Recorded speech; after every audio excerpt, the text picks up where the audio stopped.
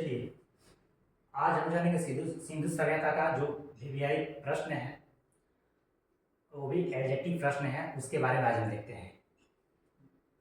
सिंधु सभ्यता के बारे में हम लोग अगले वीडियो में पढ़ चुके हैं, इसके बारे में विस्तार से, और उसके बारे में एडजेक्टिव वीवीआई प्रश्न को थोड़ा देखते हैं।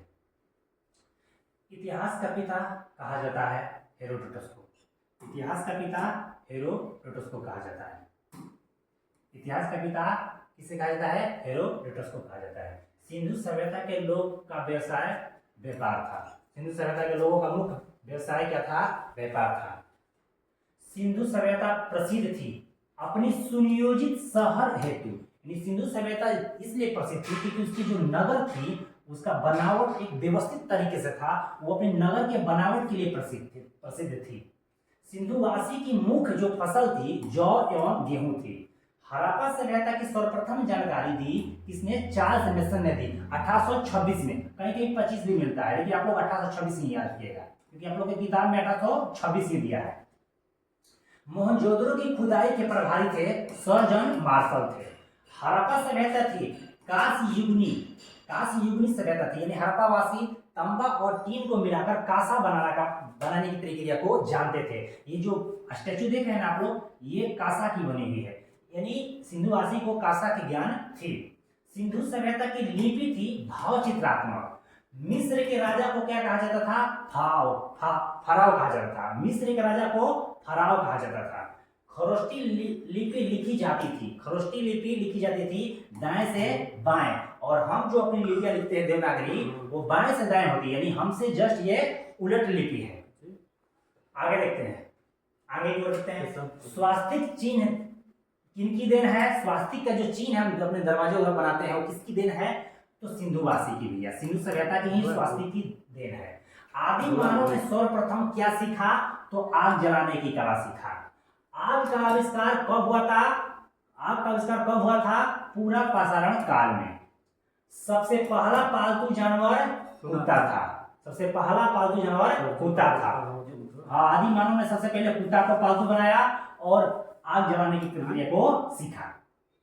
सिंधु सभ्यता थी आदि ऐतिहासिक इतिहास है, यानी सिंधु सभ्यता कैसे थी? आदि ऐतिहासिक थी। हड़प्पा स्थित है रावी नदी के तट पर। हड़प्पा कहाँ स्थित है? हड़प्पा स्थित है रावी नदी के तट पर।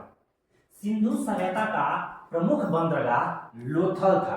सिंधु सभ्यता का प्रमुख बंदरगाह लोथल था। हड़प्पावासी किस धातु को नहीं जानते थे? तो लोहा ऐसा धातु था जिसके बारे में हड़प्पावासी को ज्ञान नहीं थी।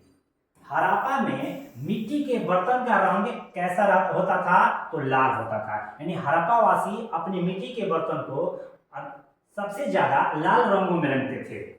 चावल के साक्ष्य मिले हैं लोथल एवं रंगपुर से। चावल का साक्ष्य कहां से मिला है? लोथल एवं रंगपुर से। सिंधु सभ्यता का समान मान्यता प्राप्त काल कौन सी है?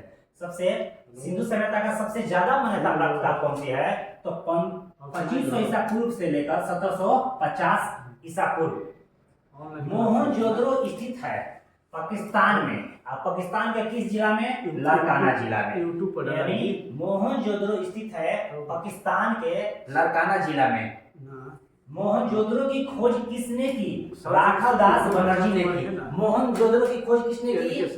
मोहनजोदड़ो की खोज किसने की? राघव दास बनर्जी ने कब? 1922 में की। नर्तकी की कांस्य मूर्ति मिली है मोहनजोदड़ो से, यानी नाचती हुई मूर्ति जो मिली है वो कहां से मिली है?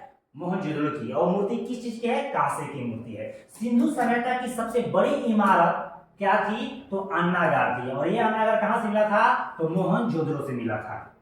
मोहनजोदड़ो की प्रमुख स्मारक जो मोहनजोदड़ो की सबसे बड़ी यानी प्रमुख स्मारक थी वो था बृहद स्नानागार। ये जो स्नानागार है ना, ये सबसे प्रमुख स्थल है मोहनजोदड़ो की और फेमस स्थल है। मेसोपोटामिया का अर्थ होता है दो नदियों का बीच का भूमि, यानी मेसोपोटामिया का अर्थ होता है दो नदियों के बीच का भूमि। हड़प्पा की खुदाई हुई थी 1921 में, और किसने की थी? दयाराम साहनी ने। सिंधु घाटी के लोग ने पूजा की किसकी? मातृ देवी की, यानी सिंधु घाटी के लोग मातृ देवी की पूजा करते थे।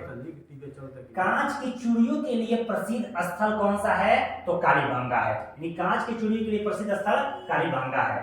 तो आज इतना ही आज के लिए, और इसके आगे के जो प्रश्न होंगे वो आगे के वीडियो में। तब तक के लिए जय हिंद।